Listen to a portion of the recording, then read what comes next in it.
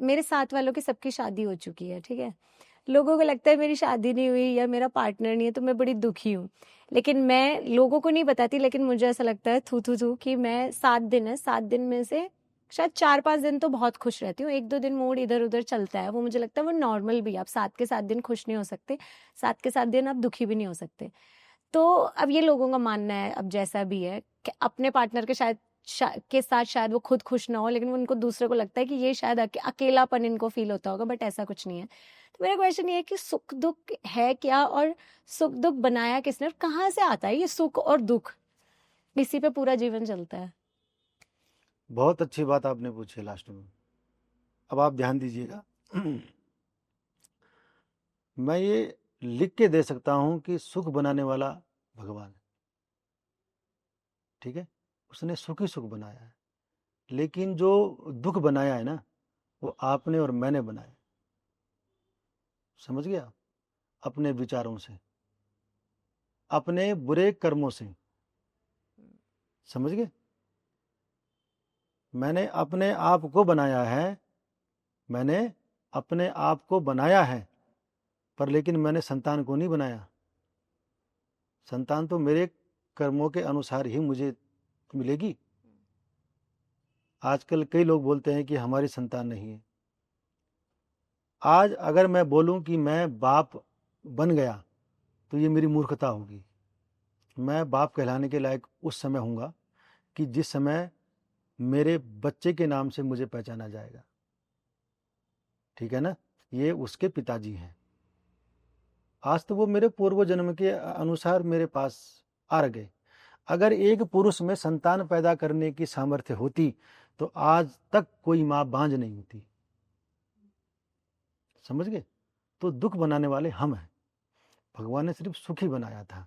और ये क्या है? लुका छुपी का खेल है। कौन सा? जो आज हम अपना जीवन जी रहे हैं। अब बोलो क्यों? क्यों? इसको भी मैं करता हूँ स्पष्ट। छोटे छोटे ना बालक होते हैं, बच्चे होते हैं, जब वो इकट्ठे होते हैं तो वो एक खेलते हैं ना खेल, 1 2 3 4 5 6 7 8 9 10, और सब लोग इस कमरे में, उस कमरे में, इस कमरे में, तो वो एक बच्चा उन सबको ढूंढता है। तो भगवान ने भी कहा है कि हम खेलते हैं लुका छुपी का खेल। तो पहले भगवान ने कहा कि तुम्हें जहां छुपना है तुम छुपो। कोई पहाड़ में चला गया, कोई जो है 2 स्टोन के बीच में बैठ गया है, कोई पानी के अंदर सांस रोक के बैठ गया।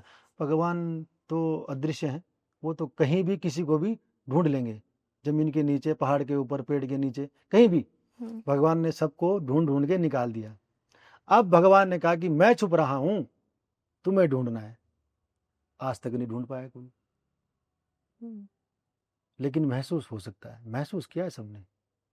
जैसे फूल में खुशबू को महसूस किया जा सकता है, ठीक है ना? उस खुशबू को देखा नहीं जा सकता।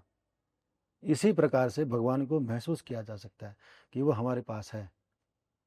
गुरु एक ऐसी चीज है कि हम सोए हुए भी है ना, हम सोए हुए हैं, हम रात को थके हारे आए और सो गए, गुरु हमारे सिर के बगल में बैठा हुआ रहता है। गुरु एक ऐसी चीज है कि इसे कोई चीज परेशान ना करे। इतना समर्पण होना चाहिए गुरु के प्रति। इसलिए ये ऐसे विचार हमारे मन में आते हैं। मन को साफ रखना चाहिए। कोई उन्नति कर रहा है, अच्छी बात है, ठीक है ना? लेकिन जो डाउन जा रहा है उसे एक बार समझा दो कि भाई ऐसा मत कर, ऐसा होगा, ठीक है ना?